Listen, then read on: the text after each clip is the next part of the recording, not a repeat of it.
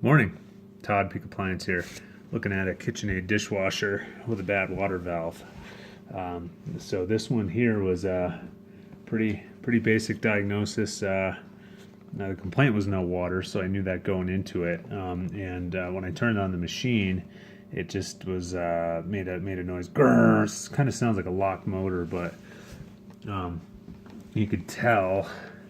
And especially on this one, Whirlpool products.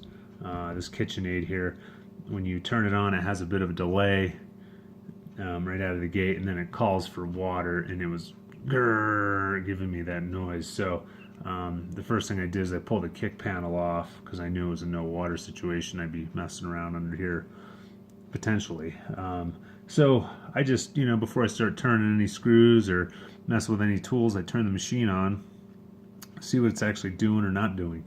And this particular one here, it was grr, making that grr noise, and I shook the valve, and then it started letting a little bit of water in, but not too much. And then as it was calling for more water, it started. It actually did fill, so I let it do its thing, filled. Then I could hear the wash motor moving and whatnot. Make sure we have good spray, because you don't want, the last thing you want to do is put this in. If the motor's seized up, you won't know that. So again, the whole real world thing is I like to get water in the machine, get the pump to move some water around, see what else we got going on. So I've done all that, and this was these machines, they have good water circulation, so you should be hearing water bouncing all over the tub. So we did that. And but a lot of times these won't open, so if that's the case, then you definitely at that point have to put a new valve in, or if they freeze, they'll crack. That's probably the most times I replace these, at least in our area, is when they freeze against an exterior wall, which in this building that's what it is, but this building has been re-insulated over the years, so not so much of an issue here. But other places you'll see them crack at various locations on the valve, and they'll just be leaking like crazy. Yeah, you can't do anything with that. You have to replace the valve before you can proceed. So here's the one. I stocked this on the van. This is a pretty common one, but basically under here, it mounts under here, and we can take a quick look at that. But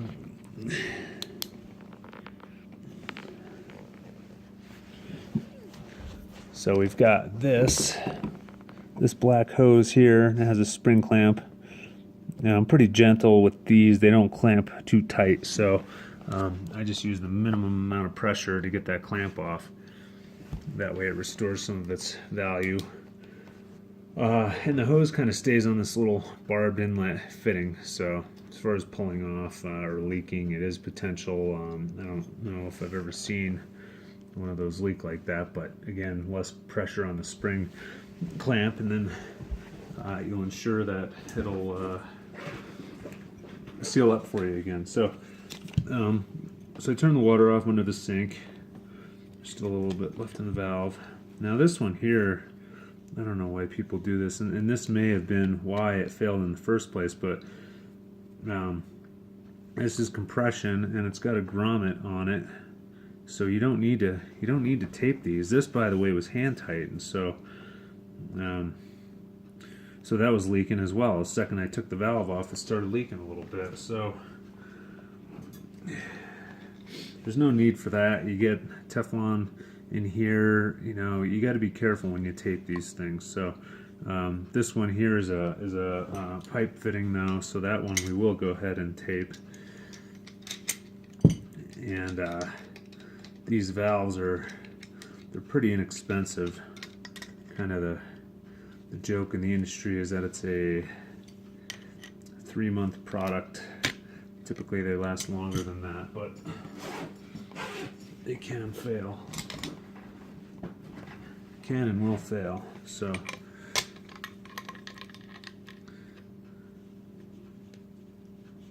I'll just reuse this. These are kind of a dime a dozen.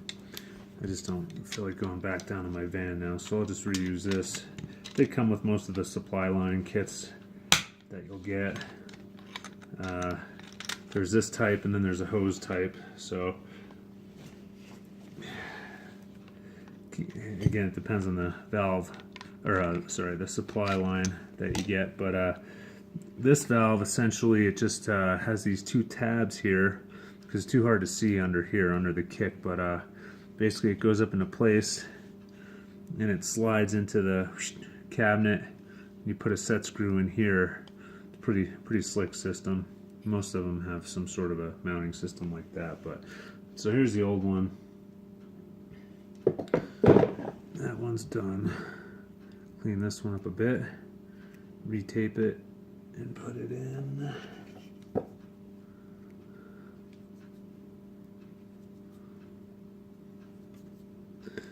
Whenever you tape these, you never want to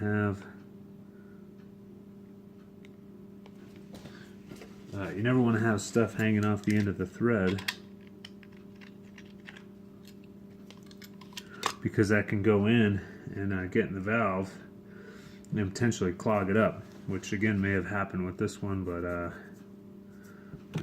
again, call it a 3-month product, but they typically do last longer than that. But hey, most parts only have a 3-month warranty on it anyway. So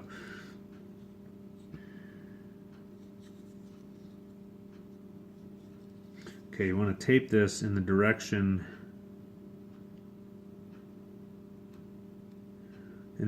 that you're going to thread it in. So if you tape it backwards, it's going to pull off as you thread it in. So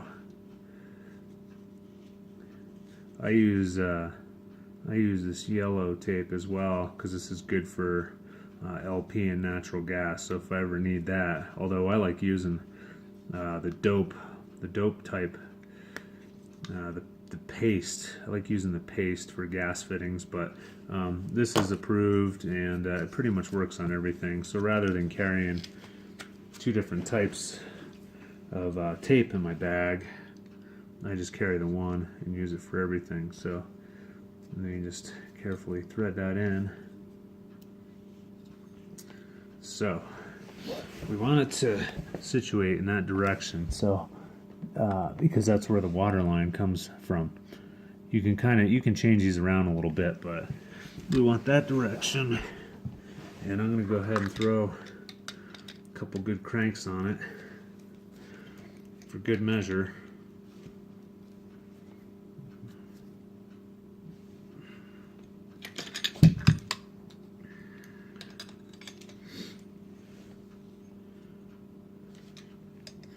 So I'll get one more turn on it. That's got pretty good resistance, so I'm happy with that.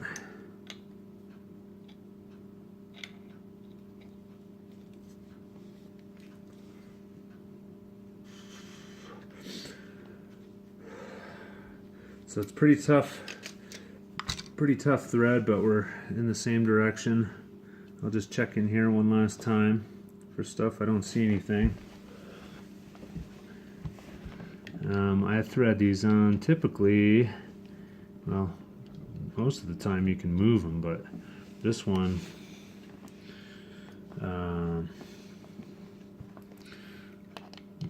is kind of tight, doesn't want to move. So I'll try and move the valve as much as I can, so not disturb this fitting here, because right now I got a pretty simple repair. If I try and spin this out and damage this water line, then I got to start fishing the line through the cabinet there, and I'll try and not do that. So I know this is good. Okay, it moves freely there, but you always want to be careful. I already called the customer, told me he needs a valve, so I don't want to call back and say, hey, we got another problem now. So, okay, so I turn the water on. I energize this with water, that is, so we know there's no leaks there. It's not leaking. Everything's good. Throw another crank on it there. Okay, that's pretty much it. So, put the other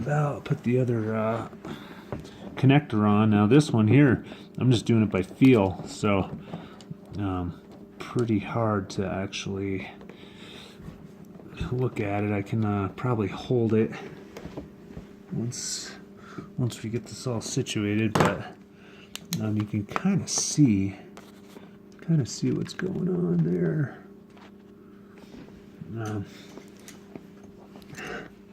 There's my spring clamp, which again, they don't have that much tension on them, so